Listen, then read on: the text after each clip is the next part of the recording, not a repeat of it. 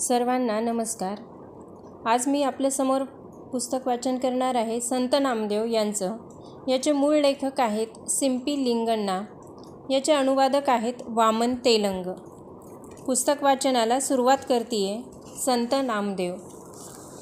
तो एक साधा भोळा सत्पुरुष होता. त्याने न्याहारीसाठी म्हणून भाकरी आणि लोणी सोबत आणले होते. तेवढ्यात एक कुत्रा आला आणि त्याने झडप घालून त्या व्यक्तीच्या हातातील भाकरीचा तुकडा पळविला. ती व्यक्ती चपापली. लोणी घेऊन कुत्र्याचा पाठलाग करू लागली. त्याला विनवू लागली, बाबा रे, कोरडी भाकर नको खाऊस, घे भाकरीबरोबर हे थोडे लोणीही घे. कुत्रा पुढे आणि हाती लोणी घेतलेली ती व्यक्ती मागे, असे हे विलक्षण दृश्य लोक बघत होते. कुत्रा पुढे पळत होता आणि त्याने कोरडीच भाकर खाऊ नये म्हणून त्याची विनवणी करीत तो सत्पुरुष कुत्र्याच्या मागे धावत होता. अखेर त्या पुरुषाने कुत्र्याला गाठले, त्याला थोपटले, भाकरीच्या कोराला हलक्या हाताने लोणी माखले आणि ती भाकरी तो त्याला भरवू लागला. लोक चकित झाले. काहींनी मूर्ख म्हणून त्याची कुचेष्टा केली. कित्येक जण त्याला चक्क हसले, तर काहींनी त्याच्या चांगुलपणाची स्तुती केली. पण त्याचे कुणाचकडे लक्ष नव्हते. लोकांच्या कुचेष्टेकडेही नाही वा त्यांनी केलेल्या स्तुतीकडेही नाही. बस तो आपला त्या कुत्र्याला 2 चांगले घास देण्यात मग्न होता. सर्वानुभूती म्हणजे सर्वांची ठाई परमेश्वर असतो असे मानणारा तो सत्पुरुष होता संत नामदेव. प्राणीमात्रांमध्ये सुद्धा देवाचाच अंश असतो असे मानणारा थोर संत नामदेव हे त्याचे नाव. नामदेवांचा जन्म पंढरपूरचा. नामदेवांचे मूळ पुरुष यदुश्रेष्ठ. ते शिंप्याचा व्यवसाय करीत. नामदेवाचे वडील दामाशेट्टी वंशपरंपरेने घरात चालत आलेलाच हा व्यवसाय सांभाळीत. वंशपरंपरेनेच आणखी ही गोष्ट दामाशेट्टीला मिळाली होती. ती होती पंढरपूरच्या विठोबाची भक्ती. वडिलांप्रमाणेच नामदेवांची आईही अतिशय देवभक्त होती. तिचे नाव होते गोणाई. गोणाई आणि दामाशेट्टी हे उभयता विठोबाचे परमभक्त होते.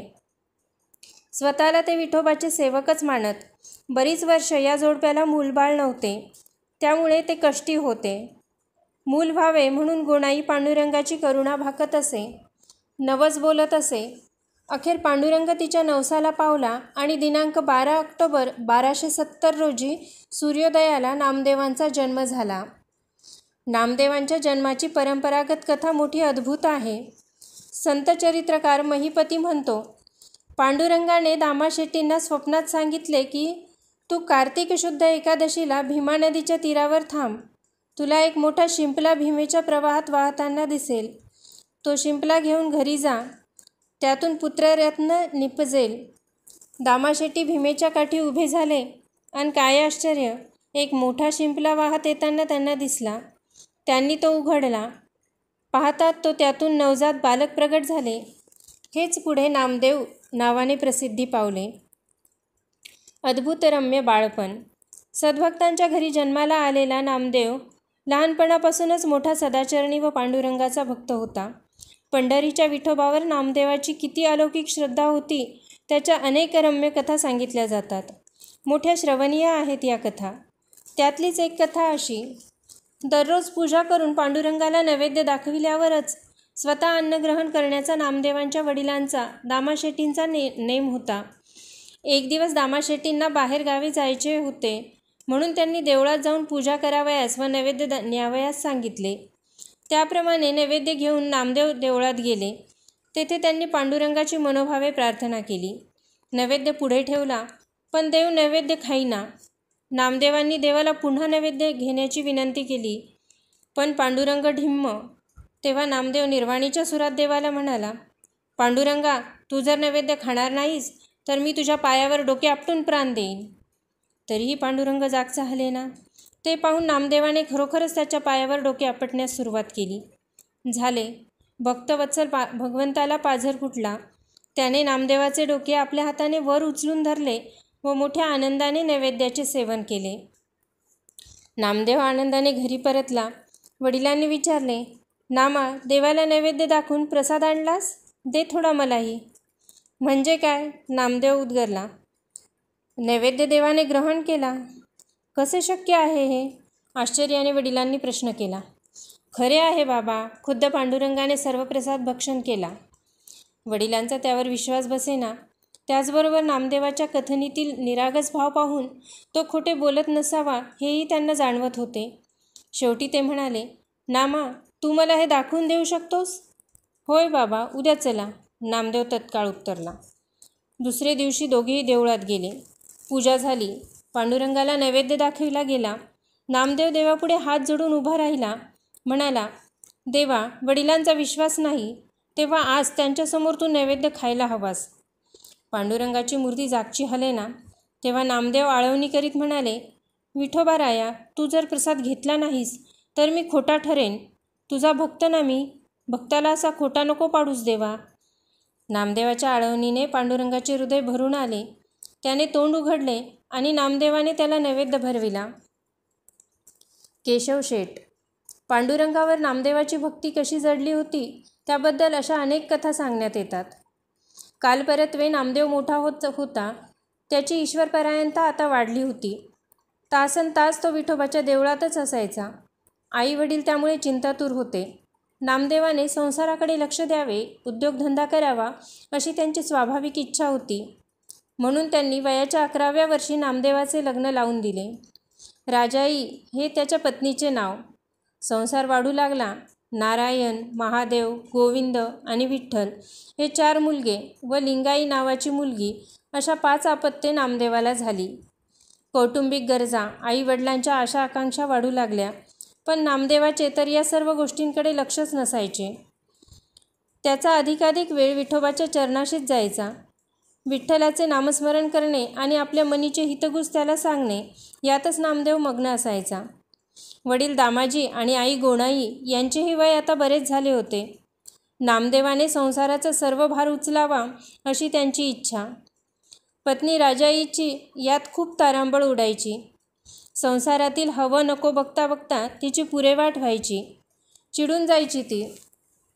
तिच्या चिडचिडीमुळे नामदेवाच्या मनाचा क्षोभ व्हायचा.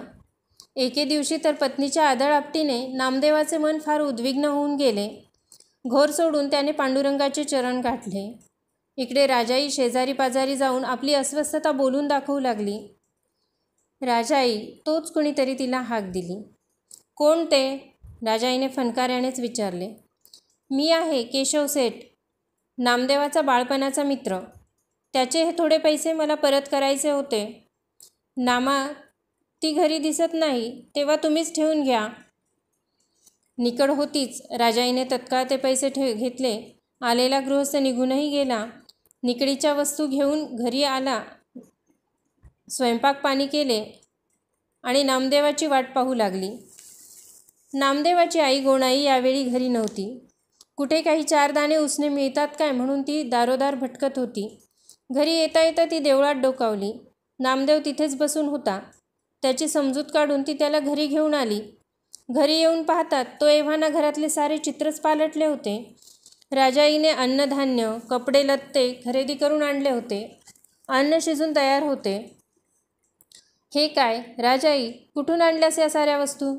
घरात घरधान्याचा कण आणि 1 पैसाही नव्हता.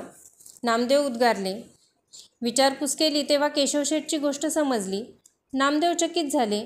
कारण या नावाचा त्यांचा कुणीच मित्र नव्हता व ओळखीचाही कुणी इसम नव्हता. कुणीही त्यांचे काहीही देणे लागत नव्हते. घरात तर धन आले होते, पैसा आला होता. कोण असेल तो? एका विठ्ठलाखेरीज दुसरा असणार तरी कोण? त्याचे अंतःकरण भरून आले. डोळ्यातून अश्रू वाहू लागले. त्याच्यासाठी खुद्द देवाला हा खटाटोप करावा लागला होता. छे छे, देवाचे हे धन, ते घेणारा मी कोण? नामदेवाने विचार केला. तो बाहेर आला. गोरगरिबांना, भुकेल्यांना त्याने बोलावून आणले आणि त्यांना ते देवाचे धनधान्य वाटून टाकले. एका जगजेठीचे ठाई पांडुरंगाचे चरणी आपले जीवन वाहून देणाऱ्या संतांची त्या काळी महाराष्ट्रात वाण नव्हती. भिन्न भिन्न व्यवसायाचे, भिन्न जातीचे हे संत, पण त्यांचा पांडुरंग एकच. सारे एका पंढरीचेच वारकरी. त्यात ब्राह्मण कुळातील ज्ञानदेव होत. नामा शिंपी होता, सोनाराचा नरहरी होता, सावता माळी होता, मातीला आकार देणारा कुंभाराचा गोरा होता आणि चोखा मेळाही होता. ज्ञानेश्वरांशी भेट. महाराष्ट्रातील या संत माळेतील पहिला संत म्हणजे नामदेव. संतश्रेष्ठ ज्ञानेश्वर हे नामदेवांपेक्षा तसे 1 वर्षाने लहानच. त्यामुळे नामदेवांच्या भक्तीचा महिमा त्यांच्या कानावर जातात ते स्वतः नामदेवांना भेटायला पंढरपुरास आले. नामदेवांना समोर बघताच ज्ञानदेवांनी त्यांना खाली लावून नमस्कार केला. ज्ञान आणि भक्ती यांचे ते जणू मिलन होते. अलौकिक तेवढेच आनंददायी. ज्ञानियांचा राजा शोभणारे ज्ञानेश्वर म्हणाले, नामदेवा, तुम्हाला सोबतीला घेऊन तीर्थयात्रा करावी असा आमचा मनोदय आहे. त्याच एका हेतूने आम्ही पंढरीस आलो. चलणार ना आमच्याबरोबर?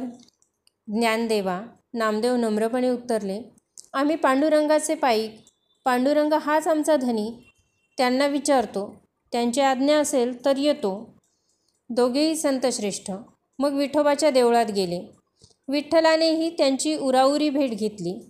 ज्ञानदेवांनी आपला संकल्प विठ्ठलाला सांगितला. अनुज्ञा असेल तर पंढरी सोडू असे नामदेव म्हणाले. जा नामदेव, अवश्य जा. अरे ज्ञानेश्वर म्हणजे साक्षात परब्रह्म, तेव्हा त्यांच्यासोबत खुशाल जा. पण आम्हाला विसरू नकोस. तू म्हणजे आमचे बहिश्चर प्राणच. विठोबांनी परवानगी दिली. दोघेही संत चंद्रभागेच्या तीरी आले. चंद्रभागेत त्यांनी स्नान केले आणि निघाले यात्रेला. ज्ञानेश्वर आणि नामदेव यांच्या भेटीची ही कथा. विलक्षण आणि देवदुर्लभ असा हा क्षण. हस्तिनापुरात पांडुरंगाच्या या महान भक्तांनी पुढे यात्रा केली. अध्यात्माची चर्चा आणि नामसंकीर्तन असा त्यांचा कार्यक्रम असायचा. हा म्हणता म्हणता ज्ञानदेव आणि नामदेव यांच्या तीर्थयात्रेची वार्ता सर्वत्र पसरली. लोकांमध्ये मोठेच कुतूहल निर्माण झाले. हस्तिनापुरालाही वार्ता गेली आणि तेथील लोकांनी या 2 संतश्रेष्ठांच्या स्वागताची तेथे जय्यत तयारी बांधली. मजल दरमजल करीत ज्ञानेश्वर व नामदेव हस्तिनापुराला पोहोचले. त्यांना बघण्यासाठी लोकांची दाटी झाली. संतही या आनंद भेटीत सामील झाले. नामदेवांनी अभंग म्हटले. देवाच्या भेटीसाठी त्यांचे मन तडफडत होते. त्यांच्या भजनात विलक्षण ओढ होती. हस्तिनापुरात लोक नामदेवांच्या वाणीत न्हाऊन निघाले. हस्तिनापुराच्या बादशहाच्या कानी ही वार्ता गेली.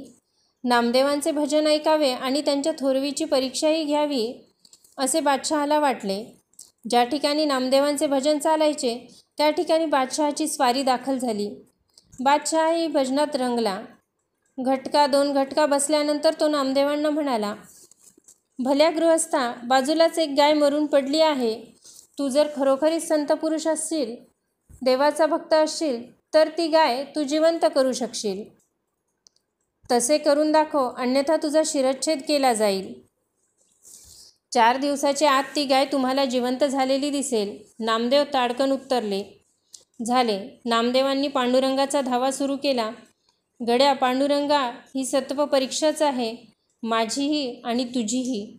तेव्हा सत्वर ये. पांडुरंगाचा धावा करण्यात नामदेव बुडून गेले. देहभान लोपले. बाह्य जाणीवा जणू बधीर झाल्या. किती वेळ गेला कळले नाही. लोक गोळा झाले. अखेर नामदेव देहभानावर आले आणि तिकडे ती गायही आपले जागी उठून उभी राहिली. चमत्कार घडला. बादशहाचे सेवेकरी घटनास्थळी पहारा देऊन उभेच होते. त्यांनी महालाकडे धाव घेतली. बादशहाला ही बातमी सांगितली. बादशहाही चकित झाला. नामदेवांकडे तो आला. नामदेवांच्या चरणी त्याने आपले मस्तक टेकले. नामदेवांचे, त्यांच्या संतत्वाचे गुणगान गायले. परीक्षा पाहिल्याबद्दल क्षमाही मागितली. नामदेव आणि ज्ञानदेव नंतर हस्तिनापुराहून पुढे सरकले. मार्गात त्यांनी काशीला मुक्काम केला. काशीला ते 4 महिने राहिले. तेथेच त्यांची संत कबीरदासाशीही भेट झाली. पुढे वाराणसीहून ते दोघे संत तीर्थयात्रा करीत गया, प्रयाग व अन्य तीर्थांच्या ठिकाणी गेले. यात्रा करीत करीत त्यांनी नंतर मारवाड प्रांतात प्रवेश केला. दिवसभर उन्हाळ्याचे होते. मारवाड म्हणजे वाळवंटी प्रदेश. ऊन मी म्हणायचे. अंगाची लाही लाही व्हायची. उन्हामुळे प्रवास अतिशय कष्टप्रद व्हायचा. ओठांना, कंठाला कोरड पडायची. एके दिवशी प्रवासात कुठेच पाणी दिसत नव्हते. कुठेही कोणते तळे नव्हते की विहीर नव्हती. जीव पाणी पाणी करीत होता. जवळपास घरसुद्धा दिसत नव्हते. मग करणार काय? थांबून उपयोग नव्हता. सावलीला झाड नव्हते की झुडप. चालत राहिले तर एखादी विहीर तरी दिसेल या आशेने दोघेही पुढे पाय रेटत होते. तशात दूर अंतरावर एक विहीर त्यांना आढळली. दोघेही विहिरीवर गेले. ती खूपच खोल होती. विहिरीच्या तळाशी पाणी होते. पण ते वर काढणार कसे? नामदेव आणि ज्ञानदेव यांच्याकडे दोरही नव्हता. म्हणजे तृष्णा लागलेली आहे, समोर विहीर आहे, पण ते वर काढायचे कसे अशी स्थिती. ज्ञानेश्वरांना योग सामर्थ्य प्राप्त होते. त्यांनी सूक्ष्म रूप धारण केले. ते विहिरीत उतरले, पाणी प्यायले आणि तृप्त होऊन वर आले. नामदेवांकडे कटाक्ष टाकून म्हणाले, नामदेवा, चिंता करू नकोस, मी देतो तुला पाणी काढून. योगक्रियेचे ज्ञान तुला अवगत दिसत नाही. मी माझ्या योग सामर्थ्याने पाणी वर आणतो. मी कशाला चिंता करू? नामदेव म्हणाले. माझी काळजी वाहणारा तो पांडुरंग आहेच. नामदेव हे असे इकडे बोलतो आहेच, तो विहिरीचे पाणी वर वर चढू लागले, ओसंडून बाहेर वाहू लागले. ते पाहून ज्ञानेश्वरही चकित झाले. त्यांनी योग सामर्थ्याचा प्रयोग करण्यापूर्वीच नामदेवासाठी विहिरीतील पाणी बाहेर ओसंडत होते. नामदेवा, तू खरेच रे बाबा, तुझ्या पांडुरंगाला जिंकले आहेस. त्याचा वरदहस्त तुझ्यावर आहे. ज्ञानेश्वर उद्गारले आणि त्यांनी अक्षरशः नामदेवांचे पाय धरले. ती विहीर मारवाडात आजही दिसून येते. अजूनही ती ओसंडून वाहत असते. आपण आजही जर ती पाहिली तर भाविक यात्रेकरू ही गोष्ट सांगतात. नामदेवाची, त्याच्या भक्ती सामर्थ्याची ही अशी पारंपरिक कथा. नागनाथ येथील प्रत्यय. नामदेव आणि ज्ञानदेव यांच्या तीर्थयात्रेच्या संदर्भात तशा इतरही अनेक उद्बोधक कथा सांगितल्या जातात. त्यातलीच एक आणखी कथा अशी. तीर्थ करीत नामदेव आणि ज्ञानदेव नागनाथ येथे आले. नागनाथ हे ज्योतिर्लिंगाचे स्थान. त्यात महाशिवरात्र. स्नानादी नैमित्तिके आटपून दोघांनीही मोठ्या भक्तिभावाने शिवशंकराचे दर्शन घेतले. भावविभोर होऊन नामदेव तल्लीनतेने भजन गाऊ लागले. दर्शनार्थी गोळा झाले. एकच गर्दी उडाली. भजनात दंग झाली. गर्दीमुळे देवळाच्या पुजाऱ्यांना आत जायलाही जागा राहिली नाही. पुजारी ब्राह्मण सोवळे धारण केलेले, आत जायला वाट नाही. लोकांवर खेकसूनच ते म्हणाले, अरे बाजूला सरा, वाट द्या, आम्ही शिवाचे पुजारी. पण त्यांचे ऐकते कोण? नामदेवाच्या भजनाने लोकांना जणू जागच्या जागी खिळवून टाकले होते. पुजाऱ्यांचा संताप झाला. हातवारे करीत तावातावाने ते म्हणाले, हे वारकऱ्यांनो, ते तुमचे भजन वगैरे पंढरपूरलाच जाऊन करा. हा शिवाचा, उमेचा कैलास आहे. येथे हरिकीर्तनाचा बडेजाव नको. हरिकीर्तनात दंग झालेल्या भाविकांनी त्यावर प्रत्युत्तर केले. भाविक म्हणाले, हरी आणि हर यात काहीच द्वैत नाही, असे पूर्वसूरींनीच सांगितले आहे. भगवान शंकराच्या पुढ्यात कीर्तन करू नये असे कुठल्या पुराणात म्हटले आहे? भाविकांच्या प्रतिप्रश्नाने ब्राह्मणांचा तिळपापड झाला. आवाज टिपेला नेऊन ते ओरडले, मूढांनो, आम्हाला ज्ञान सांगता काय? चला, व्हा चालते इथून, अन्यथा बडगा बसेल. पण कुणीही आपल्या जागेवरून हलले नाही, तसूभरसुद्धा. पुजारी आणिकच लाल झाले. त्यांच्यासोबत असलेल्या दोघा ब्राह्मणांनी धक्काबुक्की करीत मार्ग केला. नामदेवापाशी ते आले. नामदेवांना म्हणाले, अहो महाराज, तुमच्यामुळे देवळात प्रवेश करण्याच्या साऱ्या वाटा बंद झाल्या आहेत. शंकराचे दर्शनेच्छू बाहेर ताटकळत आहेत. तुम्हाला तुमचे भजनच करायचे असेल तर देवळाच्या मागे जा आणि खुशाल चिपळ्या वाजवीत बसा. पण येथून उठा, वाटा मोकळ्या होऊ द्या, लोकांना आत येऊ द्या. नामदेवांनी ब्राह्मणांचे मान्य केले. ते देवळाच्या पिछाडीला आले. त्यांचा गळा दाटून आला.